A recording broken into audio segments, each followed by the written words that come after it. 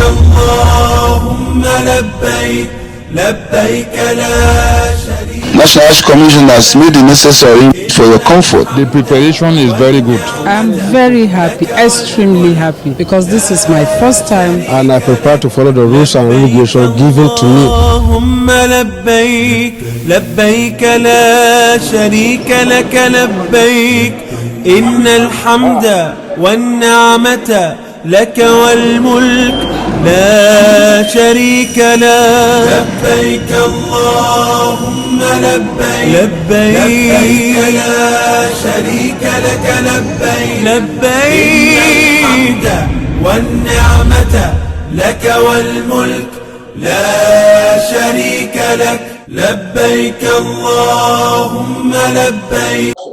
Assalamu alaikum wa rahmatullahi ta'ala wa barakatuhu. Glad to be with you once again on the program as you answer the call. I am Rashida Abubakar, your regular anchor. Welcome. Effective handling of pilgrims' luggage has over the years remained a determining factor to smooth airlift operations. The luggage comprises of the 8 kg handbag and the 32 kg main bag.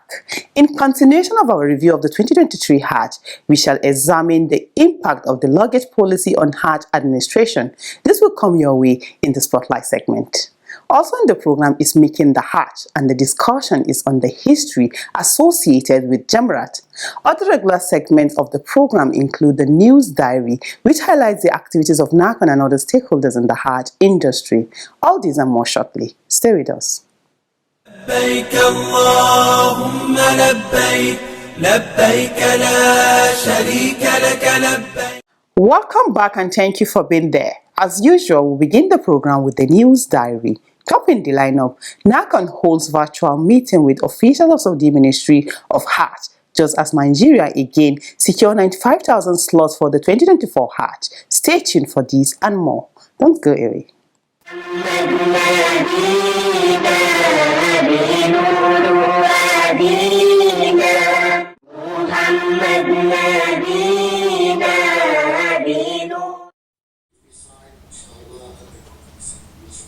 As part of preparations for the 2024 Hajj exercise, the management of the National Hajj Commission of Nigeria (NAHCON), members of the National Assembly and the Saudi Authority held a virtual meeting during which the following issues were discussed: tent space in Mina, airlift sharing formula between Nigeria and Saudi Airlines, feeding at Mushair, refund for feeding and tent services at Mushair during the 2023 Hajj, airlift of Nigerian pilgrims out of Medina Airport. Others were update on Mecca Route Initiative project, pruning down the number of tour operating companies, as well as refund of 7 million Saudi riyals guarantee from the Saudi General Authority of Civil Aviation, GACA. NAHCON chairman Alhaji Zikrullah Kunle Hassan led the Nigerian team, comprising of chairman House Committee on Hajj Honorable Jafar Muhammad and representatives of the chairman Senate Committee on Foreign Affairs Senator Abubakar Sani Bello, among other stakeholders. On the part of the Saudi Ministry of Hajj, Dr. Badr Muhammad led the team. At the meeting, Dr. Badr said, Nigeria has again been allocated 95,000 slots for the 2024 Hajj. He also advised Nigeria to ensure that they made preparations in line with Saudi time frame for visa issuance. Nigerian delegation also responded to this and other issues. The second one is that the Nigerian government are of the view that last two Hajj, the issue of feeding has been totally unsatisfactory. And their belief is that the feeding in Medina and Mecca may not be perfect, but compared to what happened in Muna and Arafah, the one in Medina and Mecca is far, far better. And why is it so? It is because the caterers were managed by our people. So we are still saying our government asked us to convey to the Saudi authority that we would like to manage the feeding in Muna to Nigerian pilgrims ourselves. Please, we need to take major and drastic measures to ensure that we got smooth Hajj running in 2024. Please, that is my observation. More meetings on the 2024 Hajj preparations are expected to come up in future between Nigeria and Saudi Arabia to ensure better service delivery to pilgrims. Speaking to journalists at the end of the meeting, the Chairman House Committee on Hajj, Honorable Jafar Mohammed, said the National Assembly will ensure Nigerians are well informed about the new visa policy and deadline. On the continuous increase in Hajj fare as a result of the instability in the exchange rate, the lawmakers said Hajj savings scheme is the way out. With the advent of that system, so it's going to help us to plan for that. The only thing that I'm seeing, everything has advantage, it has disadvantage too, due to our instability of our currency. When you plan for next year, you see the following year, the thing will increase. It's not like other countries that they have stability of their price, particularly in terms of dollars and so and so. So definitely, if we continue and we are able to come out of this hardship we are in, this rise of dollars and so on, that process is one of the best processes going to work. It's going to help Nigeria. It's going to help international pilgrimage to plan ahead of time.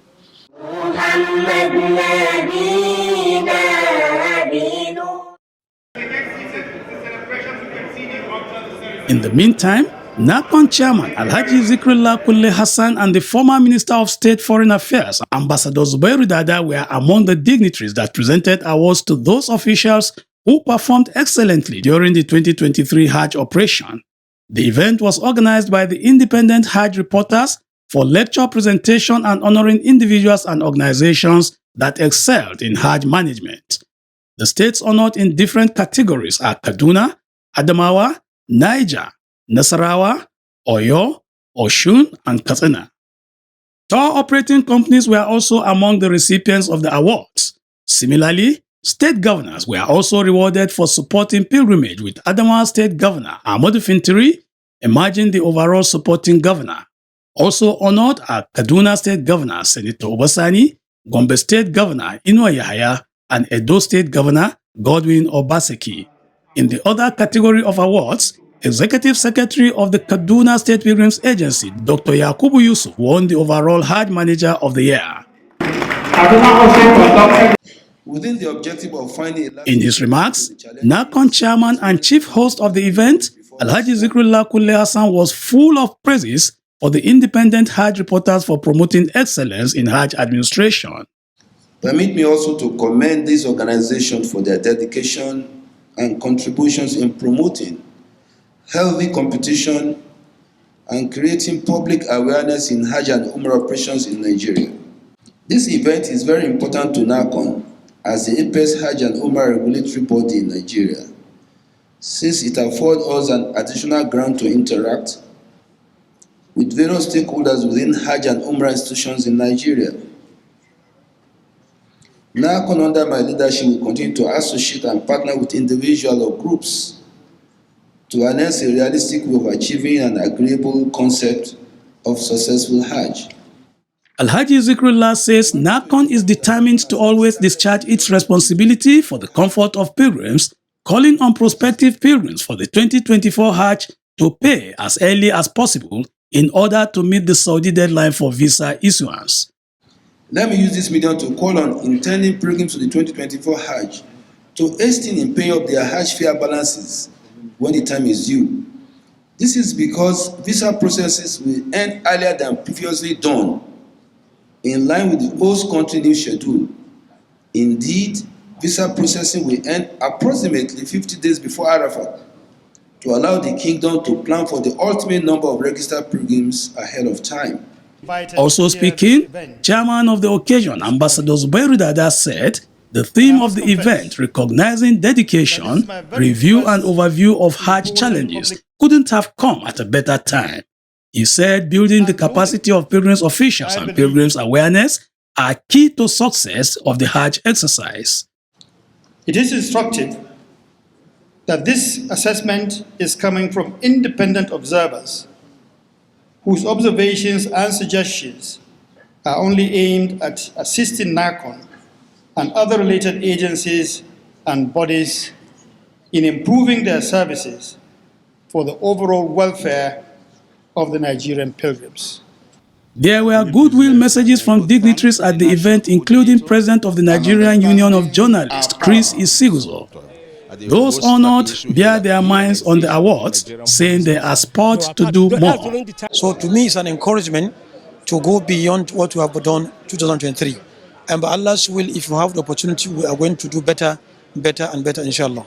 Recognizing one effort is always encouraging. It's a kind of motivation for the officers to effectively also, do better, much more better. Inshallah, we will do more. We have already flagged off kick-started Hajj 2024.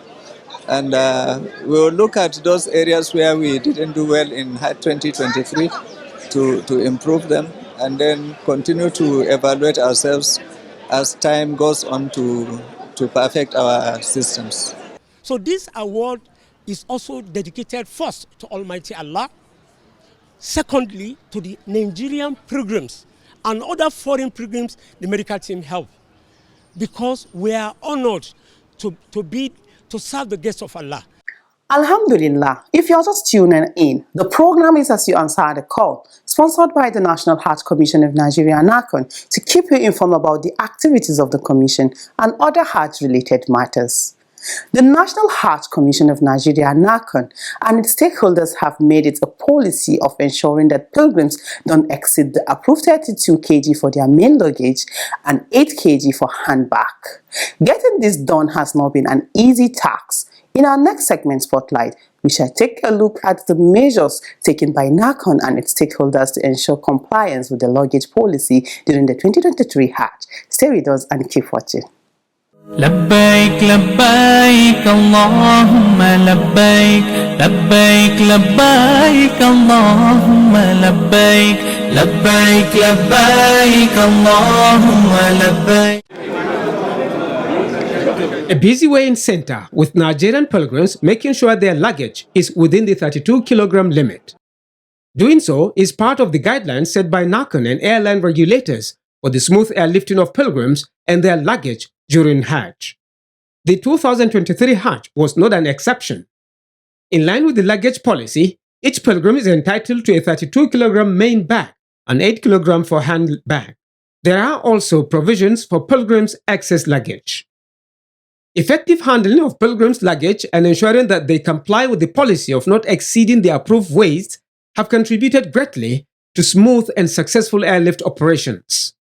During the 2023 Hajj, officials never let go to the opportunity to drum home the need for pilgrims to respect all the rules and regulations guiding international travels. Such rules include not carrying prohibited items on board aircrafts during airlift operations. The items include gaseous materials, inflammable items, sharp objects, insecticides, lighter or matchboxes. This is the reason why pilgrims' bags are subjected to security checks at the airport terminals. Usually, the 8-kilogram bags are distributed to pilgrims in Nigeria, while the 32-kilogram bags are issued to pilgrims in Saudi Arabia at the end of their stay at Mashair, that is, Mina, Arafah, and Muzdalifah.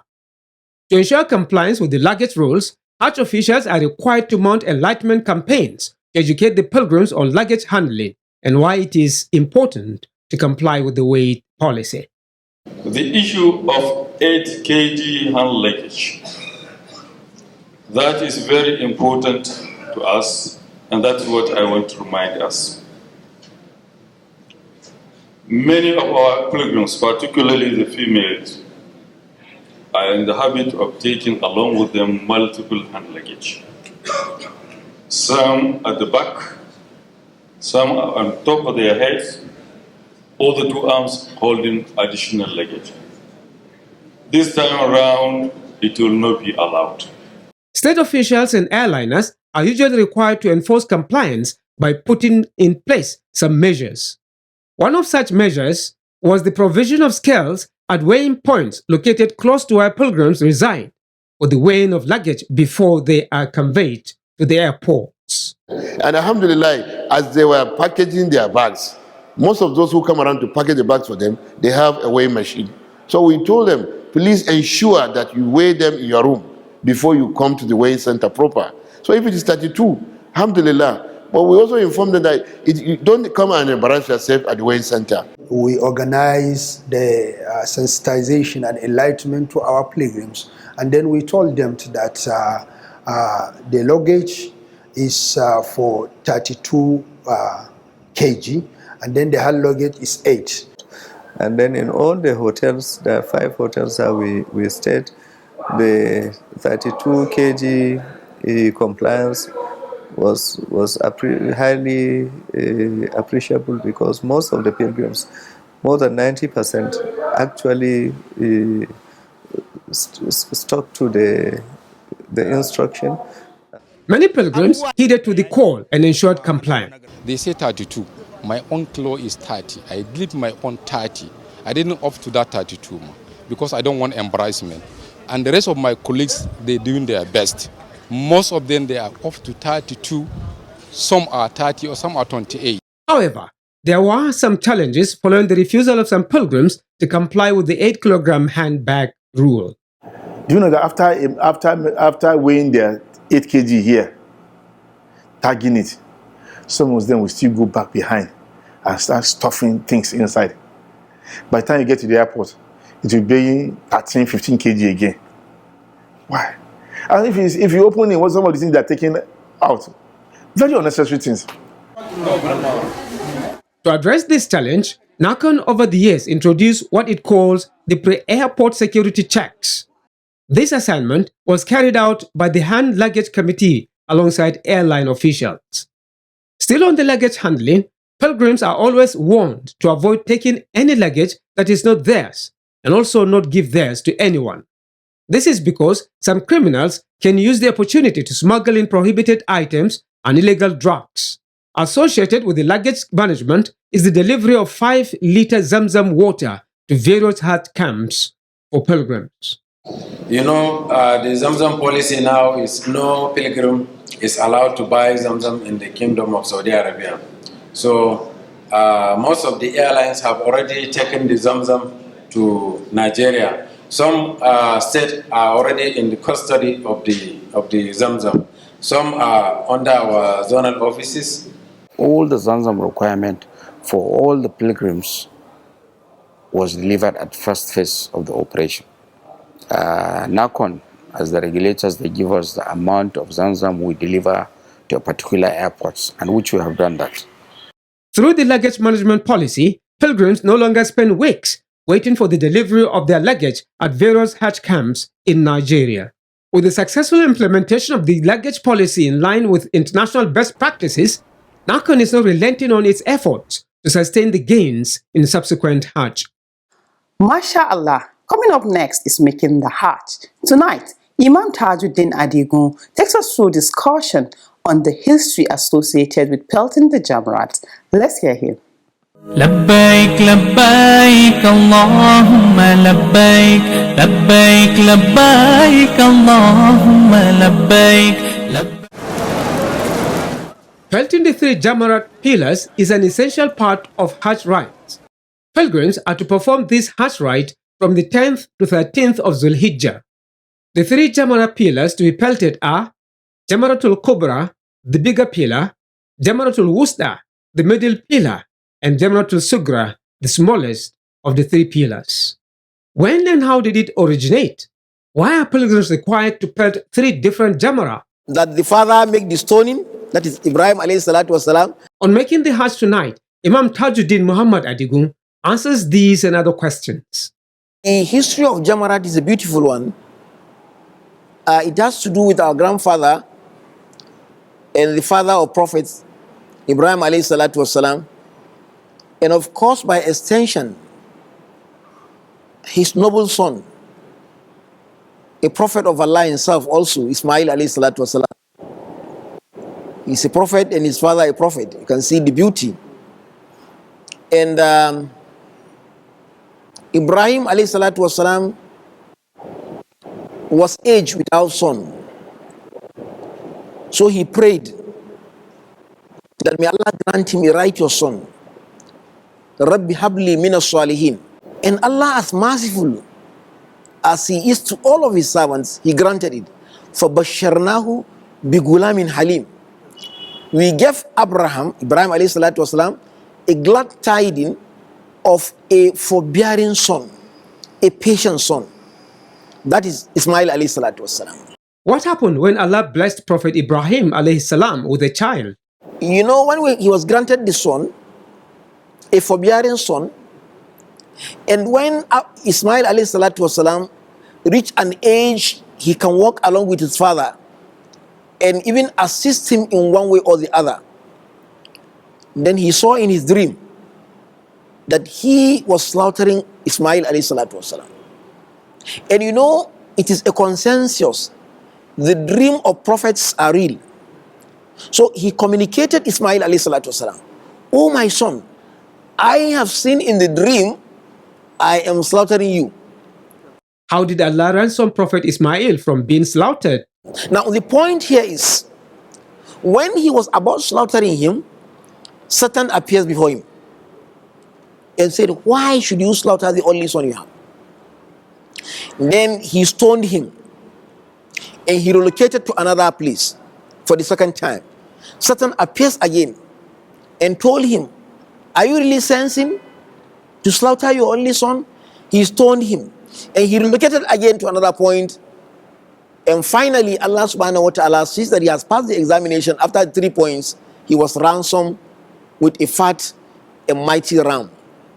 And that is the history as the issue of why stoning. Why did Prophet Ibrahim alayhi salam stone the Satan? Because our grandfather Abraham alayhi salatu wasalam stoned Satan for his mischievousness in trying to pollute and dilute, and of course also change his mind towards obedience. That's why he was stoned. And that's why it became a sunnah today for a pilgrim also to be there and stone the Satan. Of course, we should be careful. People will go there and be using their shoes, be using their cursing as if they are seeing the Satan. I pray that it will not be the Satan, because if you misbehave there, as Satan has misbehaved, then probably that person also is the Satan. Alhamdulillah. Now it's time to know the winner of last week's quiz and also the question for this week. Good luck. لبيك لبيك اللهم لبيك. Welcome to the quiz segment. The question in the last episode was, mention another name for the Kiswa. The correct answer is Gila. The winner is Bilkis Musa from Abuja. She provided the answer ahead of others. Bilkis Musa will be contacted on how NAHCON will reach her with the prize she won. A quiz winner will get 25,000 Naira cash prize. This is part of NAHCON's effort in social investment in Nigeria. Now to the quiz for this week, and the question is, name the two muwaqit associated with Hajj. Again, name the two muwaqit associated with Hajj. Text your answer to the number showing on your screen. The winner will be the first person whose correct answer is received. All answers should carry the name and location of sender. Good luck and happy viewing. Once again, good luck to you. Up next are your messages.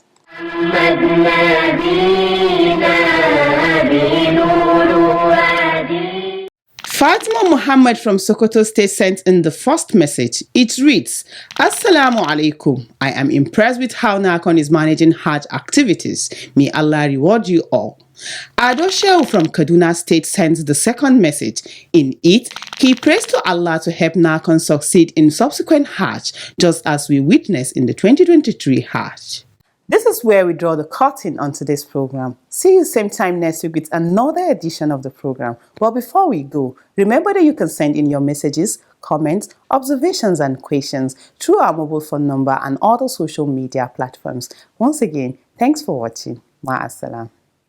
لبيك اللهم لبيك لبيك لا شريك لك لبيك إن الحمد والنعمة لك والملك لا شريك لك لبيك اللهم لبيك لبيك لا